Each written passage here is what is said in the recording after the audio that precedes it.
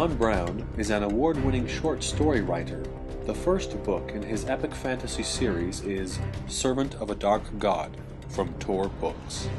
Larry Correia is the gun-happy author of Monster Hunter International from Bayan Books. War, mafia, Mormons, right?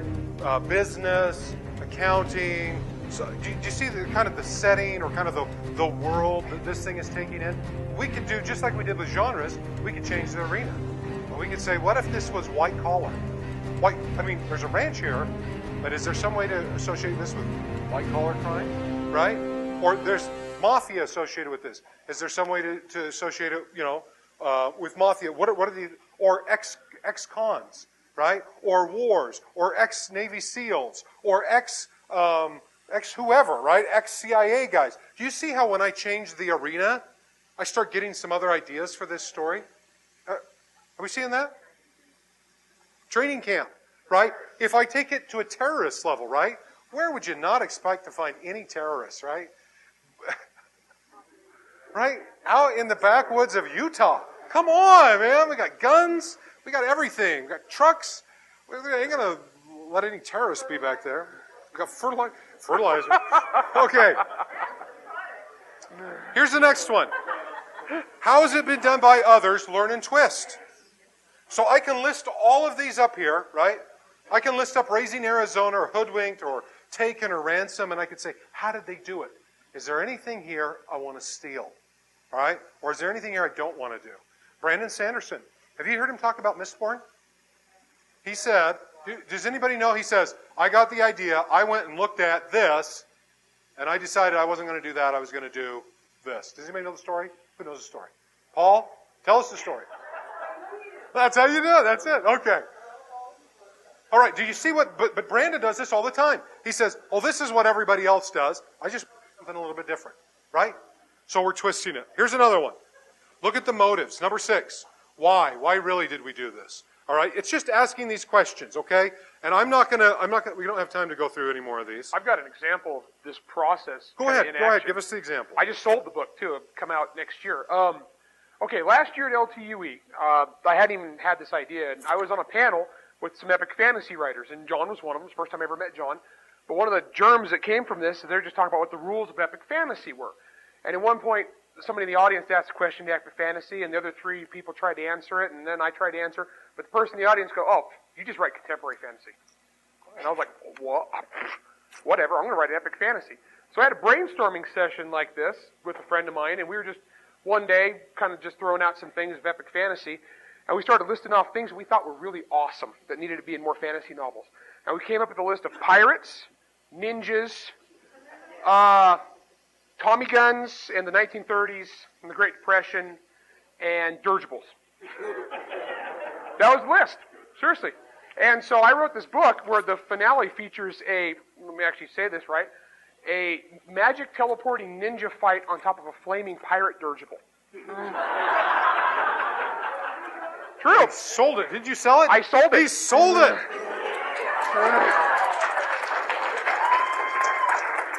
And the beautiful thing is, I played it totally straight. And the publisher bought it. And it wasn't until afterwards. Yes, it is. Yeah. And it's called The Grim Noir Chronicles. The series' first book's called Hard Magic. And the publisher read it, liked it, bought it, and she hated the pitch, hated the idea.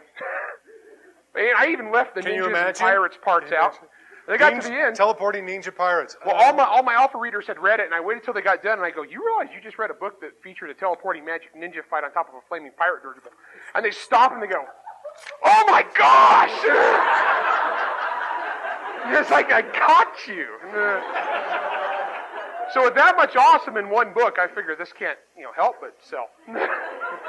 Okay. But it was this basic process that came up with that. And twist. Did you notice he followed his zing with that? Let's just talk about a couple of these creative principles right here. Did you notice he followed his zing?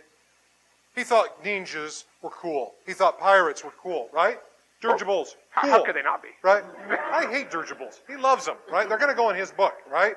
He thought all of these things are cool, so he followed his zing. That's that thing right there. When you're doing this in twisting, Here's another thing, and I don't have it here, but you probably want to put, well, I do have it here. This is farmer's faith. I live up at Bear Lake, right? I got farmers all around me, and Larry grew up on a farm, right? First thing that farmers do is trust the process. They know that if they put the seeds in the ground and they water them, things will grow, okay? That's the first thing. I came here tonight with that, okay? There are about a dozen ideas here that I would love to go home and write, okay? Because I trust the process. I know this process works. You know, sooner or later, this process delivers results. So that's number one, trust the process. Number two is use manure, okay? Every one of you are going to look at ideas up here and go, that is the dumbest idea ever, okay? Every one of you have ideas up here that you think that. They're manure to you. You want to cherish, you want to cherish and love your manure, okay? Write it up, cherish it, okay? I love you, I recognize you, and go on. Because when you start using the manure and you throw it on the garden of your mind, I say this all the time, it grows things, okay? We grew a whole bunch of great ideas here because we started off with, for some of you, manure, okay? What you want is a whole list of stupid things, and then you can start twisting, okay? Activate that prior knowledge. And then that first one, the three-step process, please look what we did, okay? We fed our mind. All of you guys have got a bunch of ideas. We fed that into the big collective mind, right? We activated our prior knowledge. We went out and got some knowledge. And then all we did is started asking some very productive questions and coming up with a bunch of answers. Did you know I never stopped? Did you notice that? Did I ever stop until it was because we don't have any time? I never stopped. I never said, oh, crappy idea. No, that's gone. I'm not going to put that one on the board, right? Never did that. I just kept going, right? And that's what you want to do. Come up with solution after solution. Did I stop when we got down to here? No, I said, let's try a genre change, right? And look at all those great ideas that I came up with here. And now I'm like, oh my gosh, I don't know how to choose. There are so many good ideas, right? So that's the next thing. Go, keep pushing yourself a little bit, okay? So we've juiced up the problem. We've got a rancher next door. He's a Mormon. Some of these might come into play. The next thing that we want to do is just stand up for 2 seconds. Here's the next thing. And here's that 80-20 rule.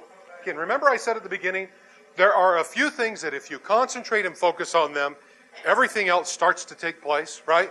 Everything else seems to fall into place. One of those things for me is the big problem, the big what's going on, okay?